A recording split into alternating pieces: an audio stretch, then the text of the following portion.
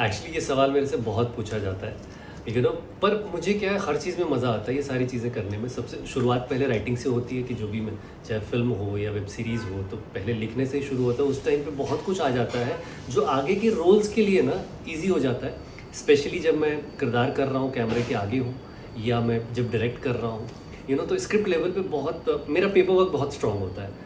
तो script level पे बहुत सी चीज़ें बहुत सॉर्ट हो जाती हैं जो शूट पे मेरे को हेल्प करती हैं, चाहे मैं वो कैमरे के आगे हूँ, चाहे मैं कैमरे के पीछे हूँ। और मुझे सब में मज़ा आता है। आई थिंक ऊपर वाले की मेरे ऊपर करम है उनका, कि मुझे बहुत ईजिली मैं स्विच कर लेता हूँ from that actor to director. और पर डायरेक्टर हर वक्त एक कहीं ना कहीं दिमाग में रहता है। जब मैं एक्ट भी कर रहा होता हूँ तो भी वो डायरेक्टर रहता है जो चेक कर रहा होता है कि whether I am going right और रॉन्ग। शुरुआत मैंने एज एन एक्टर की थी, यू नो, तो टेलीविज़न में।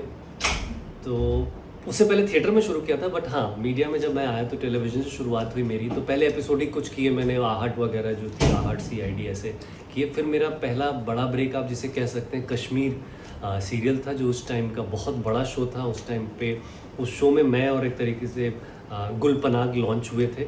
और बड़े लोग थे उसमें, फ़ारूक शेख साहब से दी फ़ारूक शेख, कुलभूषण खरबंदा थे, सुरेश ओबरॉय थे, निर्मल पांडे थे, नीलिमा अजीम थी, स्मिता जयकर थी। तो बहुत बड़े आर्टिस्ट थे, उनके बीच में एक तरीके से मेरा लॉन्च पैड हुआ। और उसने मुझे बहुत कुछ दिया। उस शो के बाद मुझे लगातार काम मिलता रहा, एक के बाद एक मैं शोज़ करता रहा अलग अलग चैनल्स के लिए। कश्मीर में नहीं शूट हुआ था, वो शूट हुआ था तो हमने डलहौजी में शूट किया था, हिमाचल में। और फिर उत्तराखंड में हमने धनौल्टी में शूट किया था, देहरादून, धनौल्टी, इन जगहों पे शूट किया था।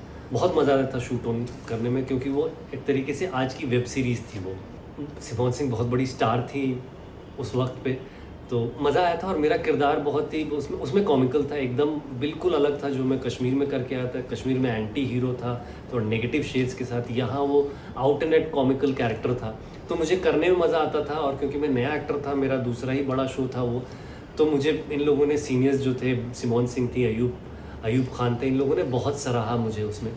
और उसके डायरेक्टर थे राकेश सारंग, उन्होंने मुझे बहुत सराहा। तो मुझे बहुत मज़ा आया सिमोन जी के साथ काम करने में। एक्चुअली मेघना मलिक के साथ वो मेरा दूसरा काम था। उससे पहले मैंने यही तो है वो किया था स्टार वन पे, और उसमें ही हमारी बड़ी अच्छी दोस्ती हो गई थी। क्योंकि उसमें भी मैं बहुत कॉमिकल कैरेक्टर करता था, सबको मज़ा आता था मेरे साथ सीन करने में भी और मेरे सीन्स देखने में भी। तो उससे वो एक आइस ब्रेकर की तरह था, तो इससे मैं एक तरीके से लाडला हो गया था सबका। तो दोबारा जब हरे कांच की चूड़ियाँ में काम करने का मौका मिला मेघना जी के साथ, तो और मज़ा आया, क्योंकि तब तक हम एक दूसरे को बहुत अच्छे से जानते थे और मेरे बहुत सारे इंटरेस्टिंग सीन्स हो रहे थे उनके साथ। तो और वो भी बड़ी कमाल की अदाकारा हैं, कमाल की एक्ट्रेस हैं, तो हम लोग इम्प्रोवाइज़ बहुत करते थे। तो बहुत मज़ा आया उनके साथ करने में। तो मेरी पहली फ़िल्म थी वो वश नाम था फ़िल्म का, जिसको डायरेक्ट कर रहे थे नवनीत भट्ट सैनी। और उसमें जैकी श्रॉफ थे, लकी अली थे, राजपाल यादव थे और मैं था उसमें। तो हम 4 लोग उसमें एक तरीके से आप कह सकते हैं मेन लीड में थे।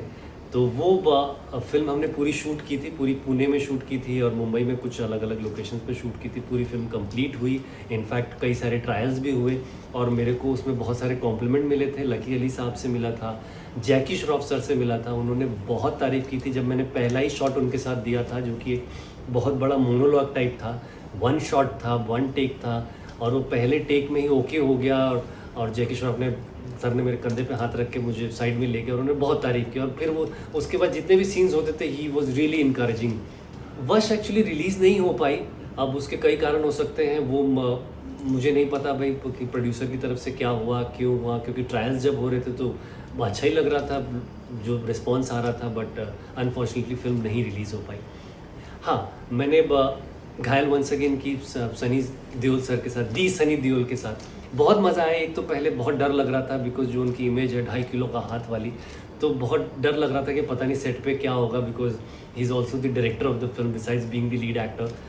पर he is a sweetheart. उनके साथ काम करने मतलब पहले दिन ही मतलब मैं रिलैक्स हो गया, उन्होंने रिलैक्स करा दिया, because the kind of aura he has, मतलब कोई भी इंटिमिडेट हो जाए, लेकिन नहीं, उनके साथ उन्होंने इतना रिलैक्स फील कराया और इतने सॉफ्टली बोलते थे, इतने सॉफ्टली सीन समझाते थे वो, कि मज़ा आ गया।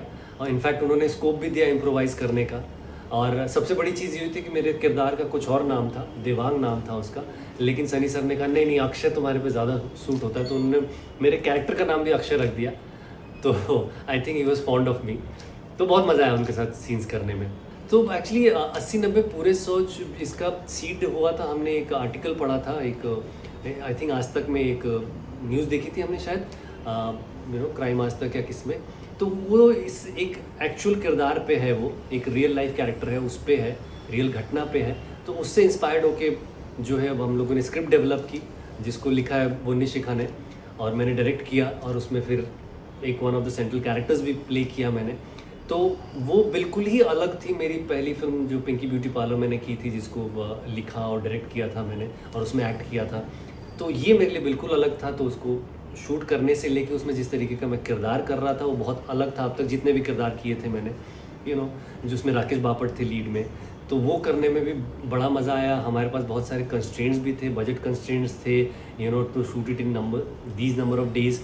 तो वो सब हमने एकदम उस शेड्यूल में कंप्लीट किया, और उस तरीके का जिस तरीके का हम रिज़ल्ट चाहते थे वो मिला 80-90 पूरे 100 में।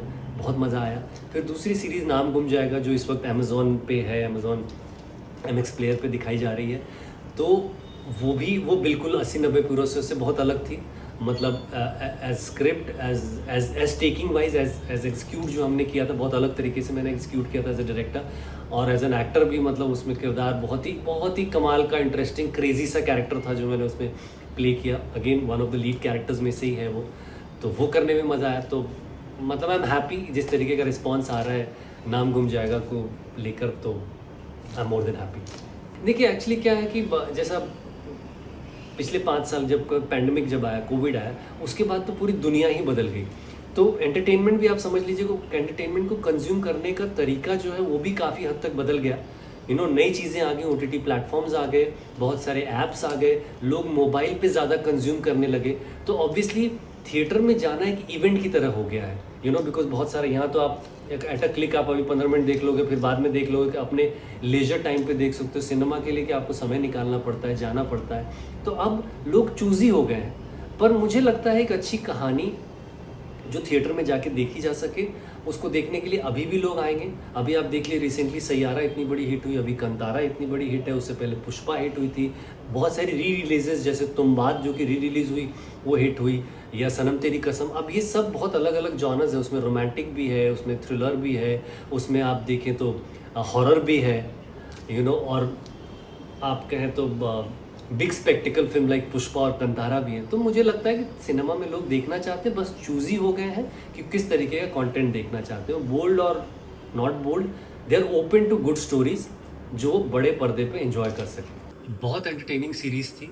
सबसे बड़ी बात वो शाहरुख खान के बेटे आर्यन खान की सीरीज़ है, एंड एज अ डायरेक्टर उन्होंने बहुत अच्छा काम किया है, और उसमें बहुत सारे ऐसे इश्यूज़ भी उठाए गए हैं जिसको बहुत ही एंटरटेनिंग और मजाकिया तरीके से डील किया गया है, सटारिकल तरीके से कह लीजिए। जैसे नेपोटिज्म का इशू हो, या एक तो इनसाइड इंडस्ट्री जो फिल्म इंडस्ट्री है उसके अंदर क्या क्या चीज़ें होती हैं बिहाइंड द कैमरा, और वो जब स्टोरीज़ हैं बहुत ही एंटरटेनिंग तरीके से दिखाया गया। तो yes, it's a very entertaining series, और मैंने आई थिंक बिंज वॉच किया उसको, 2-3 दिन के अंदर सारे एपिसोड्स देख डाले। सो एक्चुअली हाँ, हमारा क्रिएटिव कोलैबोरेशन जो है बोनी शिखा के साथ, वो बहुत मज़ा आता है। हाँ, मतलब पहली बार थोड़ा स्केरी भी था, बिकॉज मैं जब 80-90 पूरे 100 कर रहा था, मैं जो उनकी स्क्रिप्ट थी उसको मैं डायरेक्ट कर रहा था। तो शुरू में हमें भी थोड़ा सा वक्त लगा एक प्रोसेस और एक तरीका बनाने में, कैसे हम लोग सेम पेज पे आ सकें। तो यस, हम लोग एक दूसरे को क्रिएटिव आइडियाज़ देते रहते हैं, जो स्क्रिप्ट में जो इनकॉर्पोरेट कर सकती हैं वो करती हैं, जो नहीं कर सकती उस पर हम लोग कहीं ना कहीं एक सेम पेज पे आने की कोशिश करते हैं।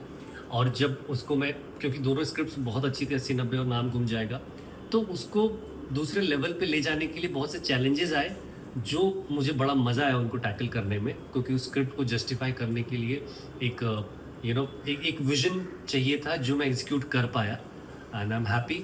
तो ऑब्वियसली उनका भी इनपुट सेट पे भी आता था बहुत सी चीज़ें, और शुरू में वो भी थोड़ा we are finding a way to work together, but finally दोनों रिजल्ट्स तो प्रूव करते हैं कि हमें मज़ा आया इस कोलैबोरेशन में। Okay, so as a director, तीनों के, as a director, as an actor, as a producer, मेरी 2 फिल्में हैं जिनकी स्क्रिप्ट ऑलमोस्ट रेडी है।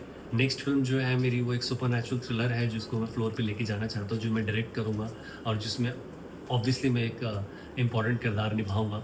और अभी कोशिश कर रहा हूँ कि उसको खुद पुट टुगेदर किया जाए as a producer. Yes, I will be one of the producers. अगर we are in talks with studio, तो वो हो जाएगा तो वो करेंगे। और उसके बाद एक और है कॉमिक थ्रिलर है, वो I think I will be producing it solely in my production house with Boney Shikha.